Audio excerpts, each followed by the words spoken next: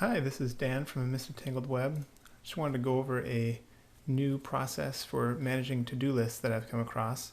It's by Mark Forster. It's called Autofocus. The version that I'm using is version 4, and I'm just going to run through a brief synopsis that he has here on his website.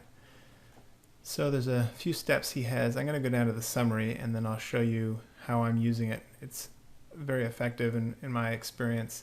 I found that it enables you to on the fly decide what you're going to work on and get some momentum going. So as you complete one task, you're in a better frame of mind to continue working on other tasks, and it helps you move along. Anyway, so here's the recap that I was referring to. You divide the list into two parts, the backlog and the active list. You circulate around the backlog until no more tasks seem ready to be done. And notice that's you deciding in the moment. It doesn't matter if you previously thought there was a high priority task, just what you feel like at the moment you're looking through your list of things to do. And then once you complete that and you find that there's no tasks in the backlog to work on, you do one pass through the active list. That allows you to get urgent tasks completed that you may have added. And then after that, you go back to the backlog and continue cycling around the backlog. Once you've completed every task in the backlog, then you move the line down. The line is the delimiter between the active list and the backlog, and then you start a new list. So I'm just going to run through a few examples I've created here.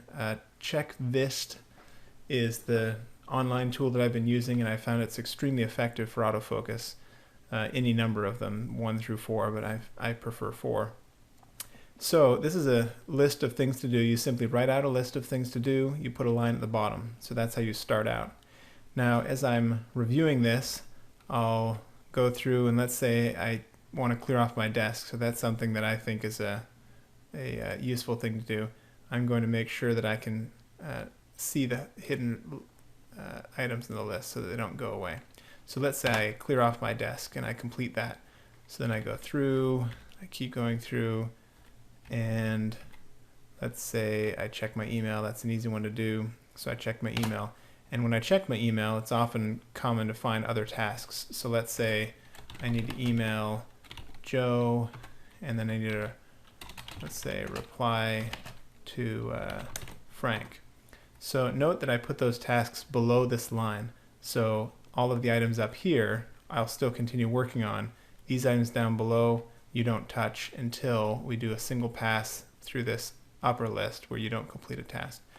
So let's say I can take out the trash, and then I go through, and now let's say I don't have any other tasks that I feel like they're ready to do here. I now jump below this line and look at these tasks. Now let's say the reply to Frank is a short one, so I quickly reply to Frank and then mark that as completed. Since I've done that one, I'll go up here again.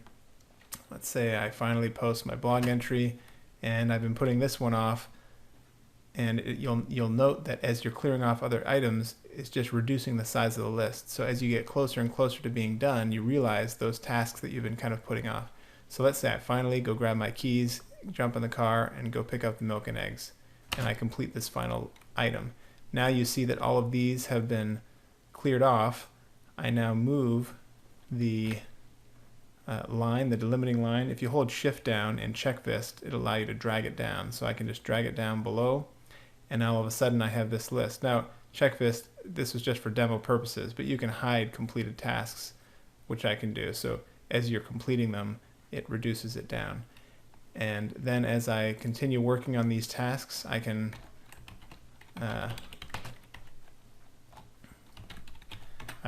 continue adding new tasks, and note that I continue working on ones up here. So the process is fairly simple. You simply cycle through the upper part until you've completed all of them. Once you've completed them, or at least run through them all without choosing any to do, you do a single pass through the active list, and then you go back to this one. And just to review, when you have found that there's some items that you're just not getting to, there's a few different things you can do to handle them. You can just delete them if you haven't finished them off. You can also move them, rephrase them. You can even just drop them down to the bottom of the active list again here, or you can even put a reminder into a system. So One thing that autofocus doesn't handle particularly well are long-term items that you don't have to work on for quite some time. And those items you can put on a reminder. I use Google Calendar for my purposes.